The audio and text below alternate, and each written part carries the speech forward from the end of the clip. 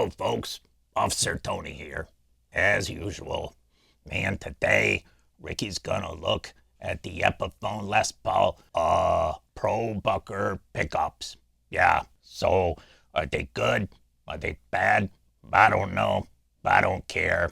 Anyway, here's the crappy show. Hello, Richard from budgetguitarist.com. Today we're going to examine the Epiphone ProBucker pickups. I have to be honest, I've said some bad things about ProBucker pickups in the past online. And some people who I really respected said, hey, you know, those ProBuckers, you should put them back in your Epiphone Les Paul and give them another listen. And I did, and I decided to make a video. Ultimately, I have decided I'm going to leave the ProBucker pickups in this guitar, primarily for one reason. An Epiphone guitar, look how beat up this thing is. You see all what that looks like smudges and stuff? That's actually where the plastic is just worn down. The poly's worn down because I've played it a lot. Anyway, I have, where was I? I've decided to leave the ProBuckers in this guitar because Epiphone Les Paul with ProBuckers is one of the most popular budget guitars out there. I define a budget guitar as a professional quality instrument that can be had for a budget. A Squire Bullet to me is not pro quality. I mean, a pro could play one and it would sound great, but there's a big difference between a $100 guitar and a $500 guitar. Anyway, the ProBucker pickups are super popular and a lot of people have something very similar to this guitar. So for making videos in the future, I figure like, hey, this is a good sort of standard guitar for me to have that I can kind of run through stuff. So today, what I'm basically going to do is I'm going to demonstrate using the HX Stomp sounds that I always use for everything. I'm just going to demonstrate like 3 or 4 of those sounds, then you can make up your own mind. I will tell you, I think I judged these pickups too harshly. I think in my mind, I was thinking of the old Epiphone pickups, and God knows what they were. I still have them in my my ES339. They're like classic Alnico something or other, and they sound muddy as hell. They're just totally mudroom muddy. Mud. These don't sound muddy. Do they sound great? Do they sound fantastic? Am I going to rip out the pickups of my No. But they sound pretty good. We got to be honest. And I'll tell you what I like about these pickups. I like the clarity that they have. There's certainly a high-end and a low-end definition to these pickups that, I don't know, they're a million times better than the old Epiphone pickups. So I say, if you've got ProBucker pickups, your guitar should sound like this one does in this video. And I think it sounds pretty good. But again, whether it's great, fantastic, not for you, that's up to you to decide. I'm just going to play it for you. Okay, here we go.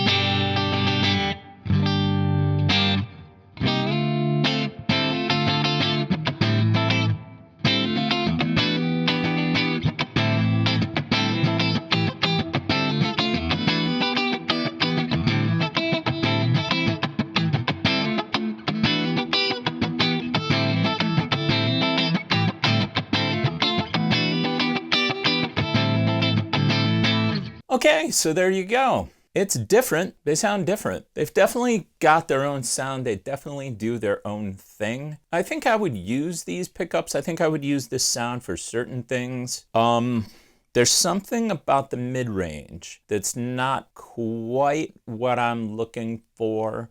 Like, I like the way that the low end and the high end are represented in these pickups. There's something about the mid-range that's not quite there for me, but they do sound good. I mean, ultimately, at the end of the day, this stuff is all about personal taste and personal opinions. So again, I'm going to leave these pickups in this guitar so that when I'm playing through something or trying out patches, if you've got ProBuckers, then you're going to know basically what your guitar is going to sound like, because it's going to sound like this one. I hope you found that mildly entertaining and or amusing and or informative. If you did, please subscribe.